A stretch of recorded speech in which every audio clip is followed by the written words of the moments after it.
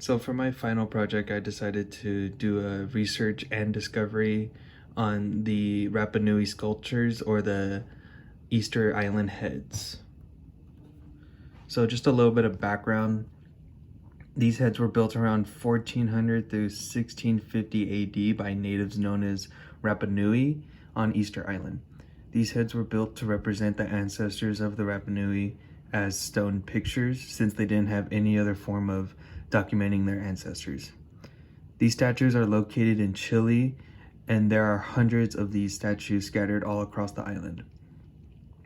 The names of these statues are Moai, which just means statue, so it just means Rapa Nui statue. These statues in the pictures right here are supposed to be past chiefs that led their people during that time. As they passed, a new one was built to represent the next chief. It's supposed to be a line right here.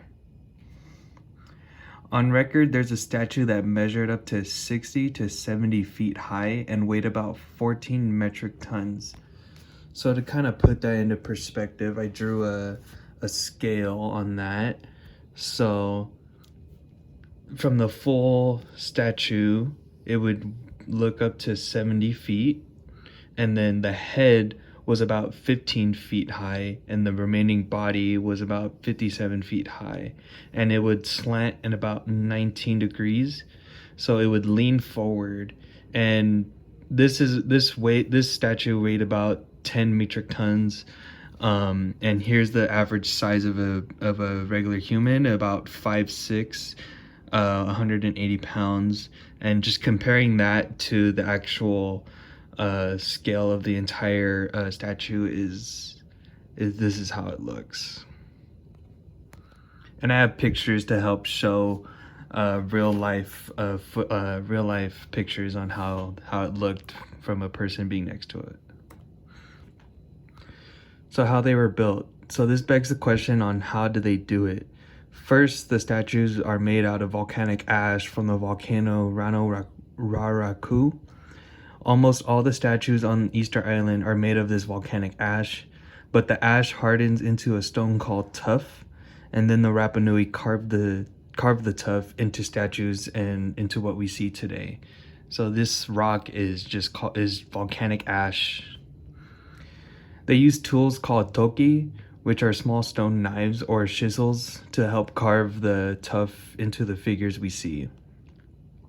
Once they carved the statue out, they would place them in specific areas which were sacred to them. So how do they move? So it is known that these statues were carved, and it was known that these statues weren't just carved and left in a specific spot they were made, they were moved. Many people have theories on how the statues were moved. Many people have theories on that the statues moved on their own because they leaned forward, but they were rocked back and forth, in a sense, walked like this. And it was a technique that they called walking the statue. I have a video for that in the next slide. They would also build sledges or trails around with round wood like these, and they would the way they would do this is they would lay the wood logs and then have the statue rolled over the logs. As the statue rolled over one, they'd get the one from the back and put it in front to keep it rolling, continually rolling. So here's the video to see how they did the walking technique. Two American archaeologists began to look again at the thorny issue of how the statues were moved when they noticed significant differences between the Moai on the ARTH and the so-called road Moai, the statues that appeared to have been abandoned whilst being moved across the island. Were these figures made in such a way that they could be moved standing upright? The difference between the road statues and the ARTH statues is night and day. When you look at just the road statues, you see that they're shaped in a way that doesn't allow them to stand up.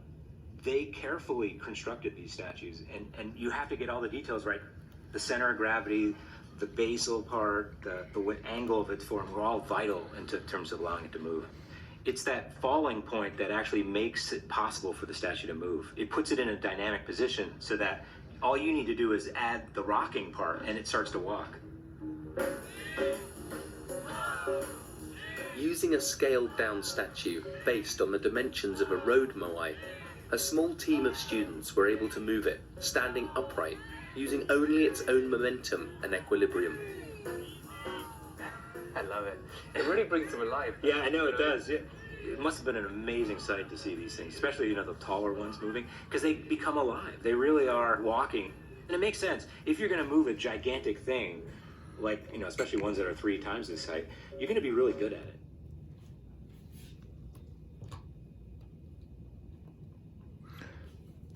Welcome back, friends, to another New World video. Today, we're going to be talking about the best perks in...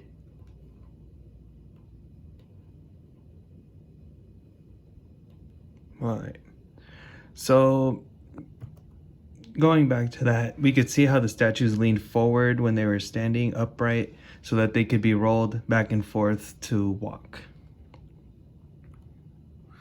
So some discovery theories that I found is that ancient alien theorists believe that early humans were too primitive at the time to have built these statues.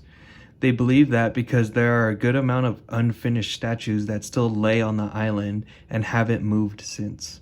Another theory to help support this is that the statue's weight is still being studied today, and they found that statues are way too heavy to be they're way too top heavy to be standing upright on their own. So the head portion of the statue is just too heavy.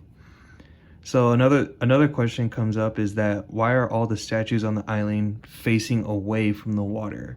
So in almost all the pictures, the statues face away from the water and towards the island.